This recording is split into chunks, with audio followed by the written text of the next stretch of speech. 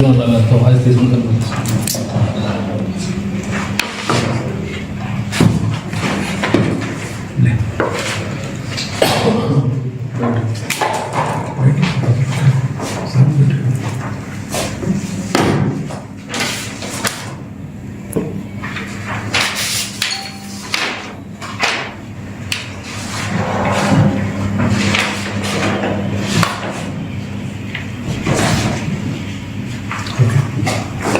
కూర్చోండి sir.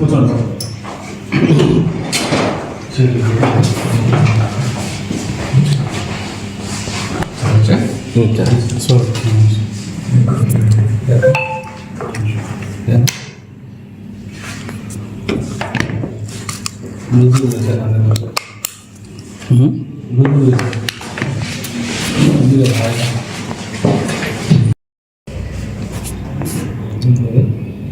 Sir. Good evening to all. ఈరోజు ఈ మీడియా సమావేశం ఏర్పాటు చేయడానికి ముఖ్యమైనటువంటి కారణం వివేకానంద రెడ్డి గారి హత్య కేసులో ప్రధానమైనటువంటి సాక్షి అయినటువంటి పులివెందులకు చెందిన రంగయ్య, అప్పుడు వాచ్మెన్గా పనిచేసినటువంటి వ్యక్తి, నిన్న సాయంత్రం 6:43 గంటలకి రిమ్స్ హాస్పిటల్ కడపలో చికిత్స పొందుతూ మరణించడం జరిగింది. నిన్న మధ్యాహ్నం 12 గంటలకు అస్వస్థతతో బాధపడుతున్నటువంటి అతన్ని పులివెందుల గవర్నమెంట్ హాస్పిటల్ తీసుకొని పోవడం జరిగింది.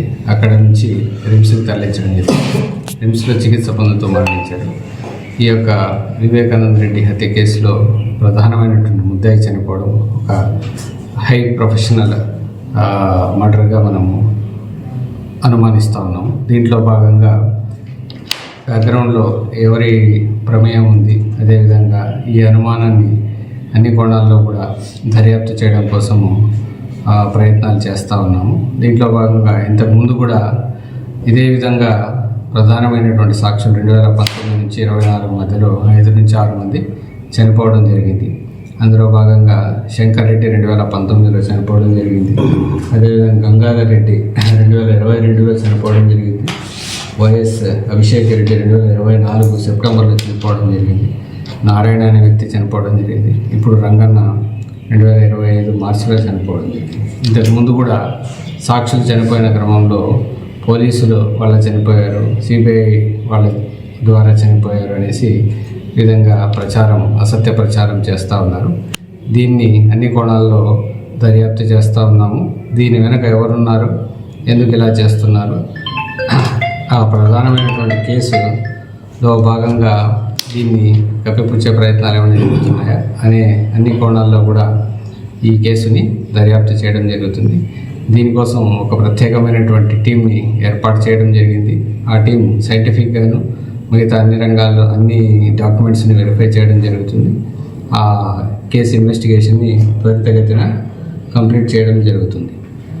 అంటే ప్రధానంగా రంగన్న భార్య పూర్తి స్థాయిలో కూడా ఆరోపిస్తుంది సార్.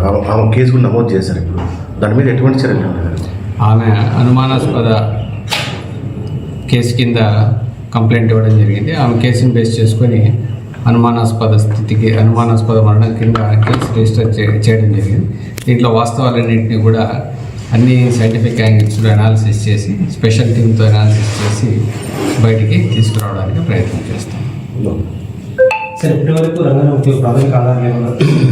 ఇప్పటి వరకు ఇంకా ఈరోజే పోస్ట్ మార్టం కంప్లీట్ అయింది.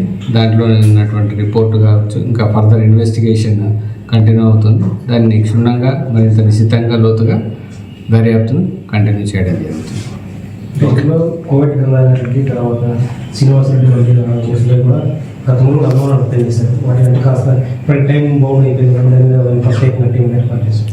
దాన్ని యాంగిల్లో కూడా వెరిఫై చేస్తారు. ఇంతవరకు ఎవరైతే చనిపోయారో ఆ దర్యాప్తు కంటిన్యూ అవుతుంది. ఆ వాటికి వీటికి ఉన్నటువంటి సంబంధాలు, ఈ సీక్వెన్స్ ఇవన్నీ కూడా కంటిన్యూ చేయడం జరుగుతుంది ఇన్వెస్టిగేషన్లో భాగంగా. దీని వెనక ఎవరైనా ఉన్నారా అన్న ఆల్రెడీ ఆ వివేక హత్య కేసులో ఉన్నటువంటి ముద్దాయిల ప్రమేయం ఏమైనా ఉందా అనే యాంగిల్లో కూడా ఈ కేసు దగ్గర దర్యాప్తు కంటిన్యూ అవుతుంది. మరికొందరు అంటే కృష్ణారెడ్డి లాంటి సాక్షులు ఉన్నారు, ఇది కంటిన్యూ అవుతుంది ఇప్పటివరకు. ఇంకా ఇప్పుడు కూడా ఎవరికైనా అలాంటి థ్రెట్ ఉందని భావిస్తే ఖచ్చితంగా వాళ్ళకి అన్ని రకాల రక్షణ, సహకారం, సెక్యూరిటీ అందించడం జరుగుతుంది. సునీల్ యాదవ్ తర్వాత వీళ్ళు చాలా మంది ఇప్పుడు వరకు 30 మంది నాన్నలతో వెళ్ళిపోయారు. వాళ్ళకి వాళ్ళకి పోలీసు నుంచి అన్ని రంగాల్లో కూడా అన్ని కోణాల్లో కూడా వెరిఫై చేస్తాం. ఆ యాంగిల్స్ కూడా వెరిఫై చేస్తాం. దీంట్లో ప్రధానంగా మనం చూసినప్పుడు 2019 నుంచి 24 వరకు ఇప్పటి వరకు 5-6 మంది సాక్షులు చనిపోవడం జరిగింది.